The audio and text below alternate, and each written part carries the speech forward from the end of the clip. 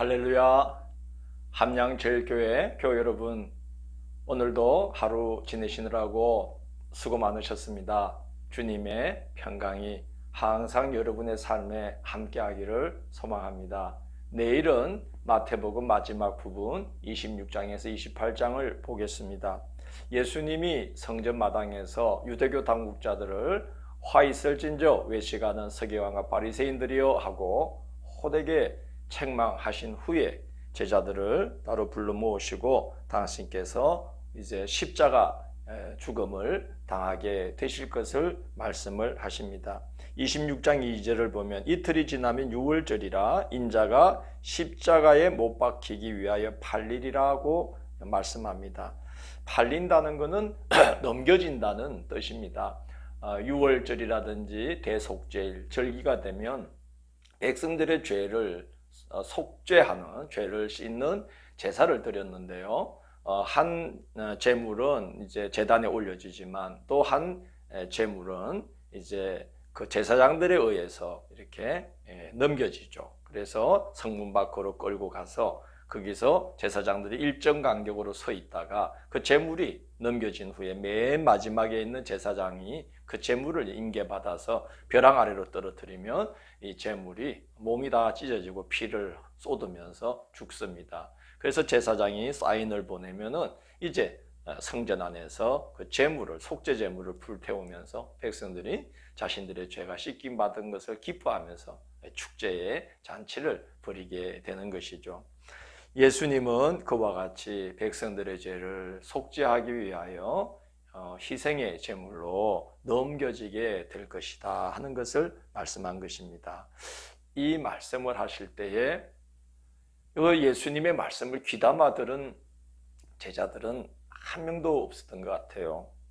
오히려 베다니의 한 여인이, 이 여인을 요한복음 12장에서는 죽었다가 살아난 나사로의 누이 마리아로 기록이 되어 있는데요. 이 여인이 매우 귀한 향유 한 옥합을 예수님의 머리에 부으면서 예수님의 그 십자가 희생을 기념해 줍니다. 제자들은 그 뜻도 모르고 막 왜 귀한 걸 허비하느냐 그러는데 예수님은 이 여자가 내 몸에 향유를 부은 것은 내 장례를 위하여 함이니라 하시고 그 뜻이 길이 기억될 것이다. 이 여인의 선행이 길이 기억될 것이다 말씀하면서 그 당신이 말씀하신 것을 깨닫고 십자가 그 죽음을 기념하는 이 여인을 예수님은 매우 귀하게 여겨주십니다. 제자들은 전혀 그 말씀을 제대로 깨닫지도 못했고 가룟 유다는 예수님을 대제사장들에게 은 30냥에 노예 한 사람의 몸값에 팔아넘기죠. 제자들 모두 예수님을 버리고 도망가 버립니다. 예수님은 이렇게 자기를 버릴 제자들을 다 아시지만 이제 유월절 마지막 식탁으로 제자들을 초대하지요.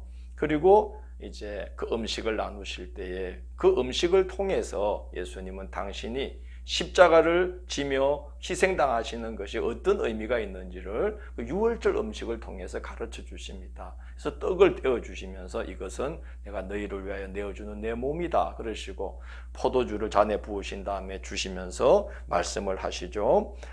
이것은 죄사함을 얻게 하려고 많은 사람을 위하여 흘리는 바 나의 피 곧 언약의 피니라 이렇게 말씀하면서 예수님은 유월절 희생양의 피가 아니라 그 거룩하신 당신의 그 몸을 통해서 그 귀한 생명을 내어드림으로써 이제 사람들의 죄를 씻고 그 은혜를 믿는 자들과 새로운 언약, 하나님의 백성 삼으시는 새 언약의 정표가 되실 것을 알려주셨어요. 이 일이 나중에 교회의 성례가 됩니다. 거룩한 예전이 되어서 이제 우리 그리스도인들은 굳이 짐승을 제단에 바치면서 그 낭자한 피를 흘리지 않아도 언제 어디서나 우리는 떡과 잔을 나누면서 예수 그리스도로 말미암아 하나님께서 우리에게 허락하신 구원의 은혜를 기념할 수 있게 되었던 것입니다. 그 유월절 식탁을 그와 같이 그 십자가 대속의 은혜로 연결해서 가르쳐 주신 그 예수님의 가르침이 굉장히 놀라운 모습이라는 생각이 듭니다. 예수님은 이제 십자가를 눈앞에 두고 십자가 고난을 받아들이는 마지막 기도를 드리러 이제 산으로 올라가십니다. 마지막 식사를 마치고 제자들과 함께 산으로 올라가는데 제자들은 그 길이 어떤 길인지도 모르고 성경에 보면 그들이 찬미하고 감난산으로 나아가니라 이렇게 이제 그 26장 30절에 기록되어 있습니다. 제자들은 그 길이 어떤 길인지를 전혀 몰랐던 것이죠. 예수님은 그 산에 올라가셔서 정말 땀방울이 핏방울이 되도록 기도하시면서 아버지 이 잔을 내게서 거두어 주실 수가 없습니까? 기도하시면서 그러나 내 뜻대로 마시고 아버지 뜻대로 되기를 원하나이다. 3번이나 간절히 기도하신 후에 이제 자기를 십자가에 내어주는 결단을 하시고 이제 주님이 이제 자기를 이제 하나님의 뜻에 내어 맡기는 그런 기도를 하십니다. 요한복음 17장을 보면 요한이 이때 예수님이 드렸던 기도의 전문을 이제 복음서에 기록으로 남기게 됩니다. 근데 그때는 이제 십자가를 감당하기 위한 이런 그 준비의 기도만이 아니라 제자들을 위한 기도, 또 제자들의 말로 말미암아 예수 그리스도를 믿게 될 사람들, 오고 오는 세대의 그리스도인들을 위해서 중보해 주시는 기도를 들으시는 것을 볼 수가 있습니다. 이 마지막 기도가 끝난 후 예수님은 체포되십니다. 가룟 유다가 성전 경비병들을 데리고 와서 예수님의 얼굴에 입을 맞추죠. 그건 그 경비병들과 아마 짜놓은 신호였던 것 같습니다.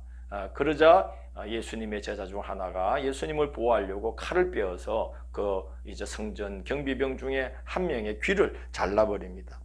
그런데 예수님은 그러지 말라고 당부하면서 그런 말씀을 해요. 내가 내 아버지께 12군단 더 되는 천사를 보내게 해달라고 할 수 없겠느냐. 그러나 내가 그렇게 하면 이런 일이 있으리라고 한 성경이 어떻게 이루어지겠느냐 하시면서 하나님의 뜻이 이루어지도록 자기를 순순히 내어주시는 모습을 봅니다.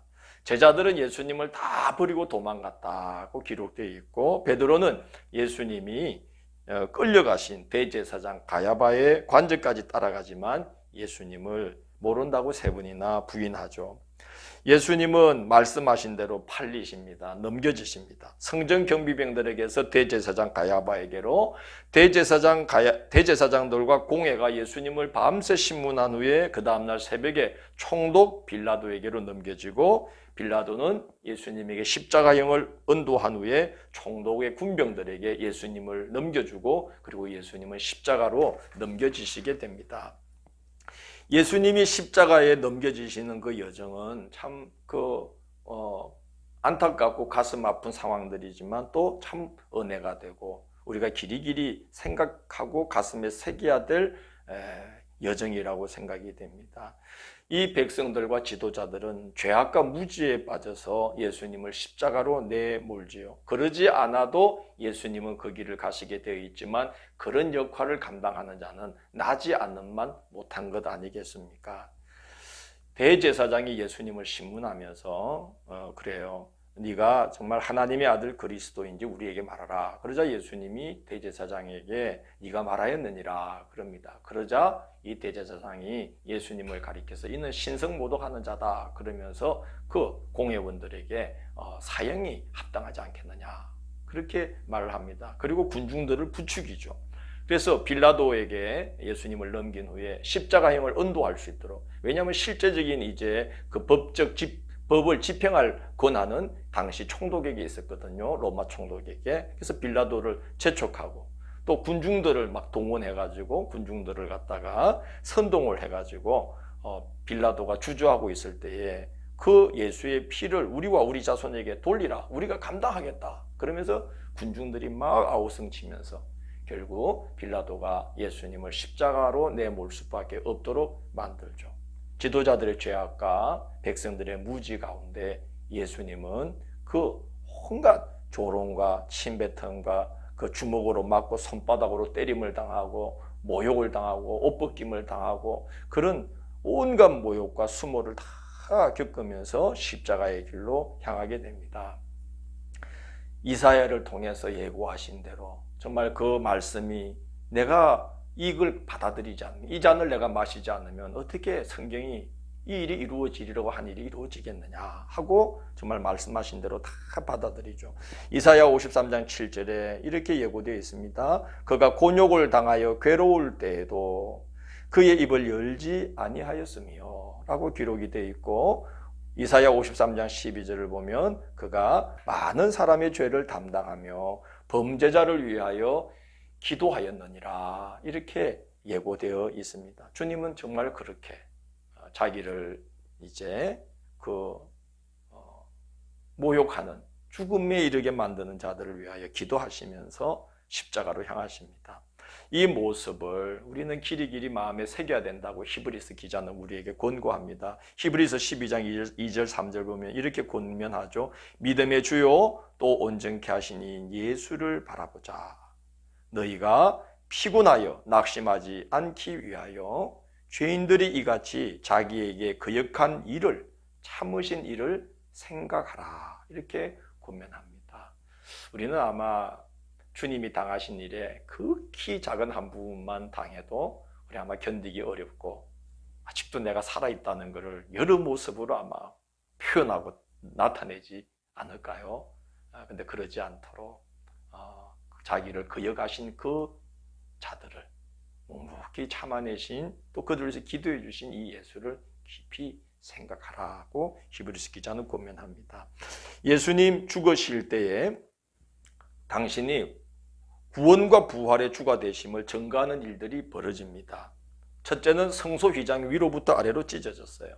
지성소 앞에 가려져 있던 휘장은 대제사장이 대속죄일에 단 한 번, 1년에 단 한 번 그 휘장을 걷고 들어가서 거기 제물에 희생제물에 피를 뿌림으로써 희생제사, 속죄제사를 마무리하는 그런 이제 그 휘장인데요. 근데 이 휘장이 위로부터 아래로 찢어졌어요. 주님이 십자가에 달리실 때에 위로부터 아래로 찢어졌다는 것은 하나님께서 찢어주셨다는 거죠. 아래부터 위로 사람이 찢을 수 있지 않도록 위에서부터 아래로 찢어졌고요.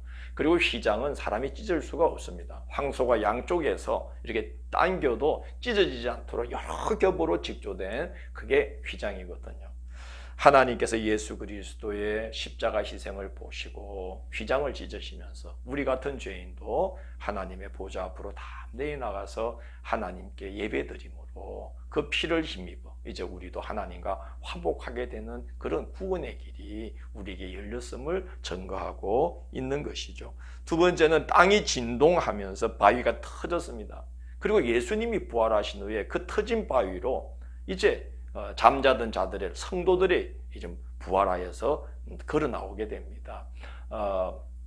그 바위는 무덤을 가로막고 있던 바위들이지요. 예수님 이전에 그 의인들 또 진실한 성도들 또 순교자들 이런 자들이 예수님의 부활과 더불어서 그들도 부활의 몸을 힘입고 나오게 되었다는 것입니다. 예수님은 부활의 첫 열매가 되셨어요. 그리고 그를 믿는 모든 성도들도 주와 함께 다시 살게 되며 장차 부활의 몸을 힘입게 됨을 우리에게 증거하고 계시는 거죠. 그는 부활의 맏아들이 되셨고 우리도 부활하는 아들, 딸들이 되는 길을 그가 열어주신 겁니다. 그 27장 62절 이하, 28장 11절 이하를 보면 아주 재미있는 장면이 나옵니다. 예수님을 죽인 자들이, 죽임의 세력이죠. 죽인 자들이 예수님이 다시 살 것을 두려워합니다. 죽임 당한 자는 전혀 두려움이 없는데 죽인 자들이 두려워해서 어떻게 하면 예수님이 다시 살아나지 못하게 할까? 전전긍긍하고 그래서 그가 다시 살아나면 그가 죽기 이전에 백성들을 미혹하던 것보다 더 큰 미혹이 있으리라 그러면서 굉장히 두려워합니다.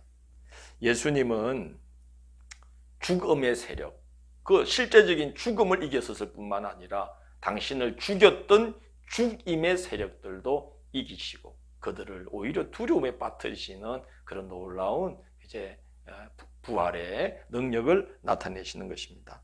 사실 우리가 두려워하는 것은 죽음만이 아니라 죽임의 세력들이죠. 그래서 예수님은 제자들을 파송하시면서 너희 몸은 죽이되 영혼은 능히 죽이지 못하는 자들을 두려워하지 말고 몸과 아울러 영혼을 능히 지옥에 던져 넣을 수 있는 분을 두려워하라. 그러면서 죽임의 세력들 두려워하지 말고 복음을 전하라고 당부하셨던 거예요. 예수님은 부활 후에 제자들에게 나타나서 마지막 당부를 하시는데 먼저 두 가지 약속을 하십니다. 첫째는 하나님 아버지께서 하늘과 땅의 모든 권세를 나에게 주셨다. 이렇게 말씀합니다. 그러니까 걱정하지 말라는 거예요. 그 권세를 힘입으라는 거죠. 둘째는 내가 세상 끝날까지 너희와 항상 함께 있을 것이다 라고 약속하시고 세 가지 당부를 하십니다. 첫째, 그러므로 가서 모든 민족을 제자 삼으라. 둘째, 아버지와 아들과 성령의 이름으로 세례를 베풀라. 셋째, 내가 너희에게 분부한 모든 것을 가르쳐 지키게 하라고 당부합니다. 하늘과 땅의 모든 권세를 부여하신 우리 예수 그리스도의 이름으로 기도하면서 이 모든 일을 감당하라는 것이죠. 한국교회가 코로나로 인해서 많이 위축되어 있지만 그러나 우리 하늘아버지께서 예수 그리스도와 교회 위에 부여하신 권세는 변함없습니다. 할렐루야. 그리고 세상 끝날까지 우리 주님은 우리가 하나님의 일을 하고자 할 때 언제나 함께 하십니다. 그래서 우리는 모든 민족을 제자 삼으라는 이 선교적 지상명령을 우리는 잊지 말고 이 어려운 때에도 기도하면서 그 일들을 준비해야 되겠지요. 그리고 그렇게 부활의 증인들을 끊임없이 새롭게 세워가야 되는 겁니다. 아버지와 아들과 성령의 이름으로 세례를 베풀라고 그랬습니다. 그리고 내가 너에게 분부한 모든 것을 가르칠 뿐만 아니라 가르치고 그들이 그 가르침대로 지킬 수 있도록 양육하고 그들을 위하여 끊임없이 중보의 기도를 하라는 부탁을 하셨습니다. 우리 주님의 십자가와 부활의 능력을 힘입어서 이 모든 지상의 사명을 감당하는 우리 모두가 되기를 주의 이름으로 권면합니다. 기도하겠습니다. 연약하고 죄 많은 저희들이지만 주님께서 십자가의 대속의 놀라운 은혜로 우리가 이 죄를 이기고 죽임의 세력, 죽음의 세력을 이기고 우리도 부활의 능력을 힘입어서 하나님의 나라를 이 땅에 세우고 부활의 증인으로 살아갈 수 있도록 예수 그리스도의 증인된 자들로 살아갈 수 있도록 인도해 주시니 감사합니다. 여러 가지로 어려운 시대를 걸어가고 있지만 주님 저희들과 함께하여 주셔서 주님의 이 지상명령 잘 감당하는 자리에 설 수 있도록 항상 저희들을 인도하여 주옵소서. 예수님 이름으로 기도드립니다. 아멘.